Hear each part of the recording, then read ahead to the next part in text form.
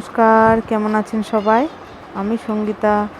আমার চ্যানেলে নতুন একটি দিনে সবাইকে স্বাগত জানাই। ছেলে যাবে স্কুল, তাই ওর জন্য টিফিন রেডি করছি। আজ ওকে টিফিনে রুটি দেব। ও এমনিতে টিফিনে রুটি নিয়ে যেতে একদমই পছন্দ করে না, তাও মাঝে মাঝে দিতে হয়। ও বেশি লুচি পছন্দ করে, রোজ চায় যে লুচি দাও, এরকম একটা ব্যাপার। ও দাদুর সাথে স্কুল চলে গেল। সকালবেলা উঠে প্রথম কাজই ছেলেকে স্কুল পাঠানো। ও স্কুলে চলে যাওয়ার পর আমি প্রতিদিনই স্নান টান করে রেডি হয়ে নিই পুজো করার জন্য। আমি একদম রেডি হয়ে চলে এসেছি ঠাকুর ঘরে। এবার পুজো করব, পুজো করে নিচে গিয়ে রান্নাবান্না সারব। এই যে আমার পুজো দেওয়া একদম হয়ে গেল। সকাল সকাল পুজো দিয়ে তারপরে আমি অন্য কাজ করি, এতে মনটাও সারাদিন ভালো লাগে। যদি আপনাদের কাছে টাইম থাকে তাহলে এই ভিডিওর মাধ্যমে চলুন কিছুটা পথ আমার সাথে। আজ শনিবারে আমাদের বাড়িতে নিরামিষ রান্নাবান্না হয়। আজ নিরামিষ রান্নার মধ্যে হচ্ছে পনির, আলু আর পটল দিয়ে একটা তরকারি, কুমড়ো আর করলা একসাথে ভাজা, আর মুগের ডাল। কুমড়ো করলা ভাজা আমাদের বাড়িতে আগে কখনো হয়নি, এই প্রথমবার হলো। কুমড়ো আলাদাভাবে ভাজা হতো বা করলা আলাদাভাবে ভাজা হতো। এই কুমড়ো করলা ভাজাটাও আমি শিখেছি ইউটিউব দেখি। এক ভদ্রমহিলা তার রান্নাঘরে এই রান্নাটা করছিলেন, আমি দেখে শিখে করেছিলাম। ভালোই হয়েছিল খেতে। আলাদা আলাদাভাবে ভাজা হয়েছে আমাদের বাড়িতে, কিন্তু একসাথে তো ভাজা হয়নি। বেশ আলাদা ভালোই লাগছিল খেতে। চলুন কথা বলতে বলতে আজ আপনাদেরকে নিজেদের সম্বন্ধে কিছু জানাই। আমি একজন হাউসওয়াইফ। আমার দুটো ছেলে আছে। একটা ছেলে, বড় ছেলে, যার বয়স 10 বছর, আর ছোট ছেলের বয়স 2.5 বছর। বড় ছেলে ক্লাস 5-এ পড়ে। ছোট ছেলে এখনও তো ছোট, আমার কাছেই সবসময় থাকে। বেশিরভাগ টাইমটা আমার ওর সঙ্গেই কাটে। করে আমার বড় ছেলে চলে যায় স্কুল, আসে সেই দুটোই, এসে খাওয়া দাওয়া করে, আবার রেস্ট করে।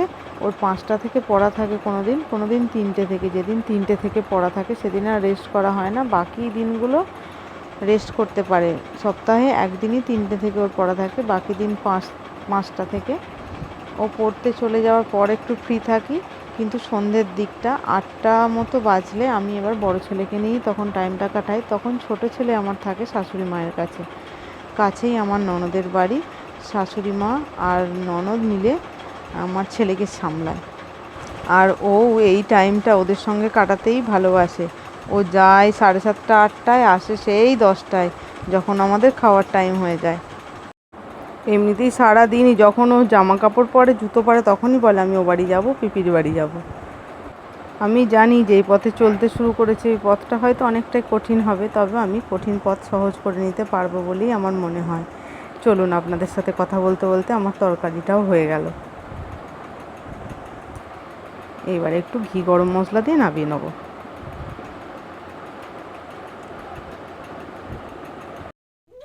প্রতিদিনের মতো একই রুটিন।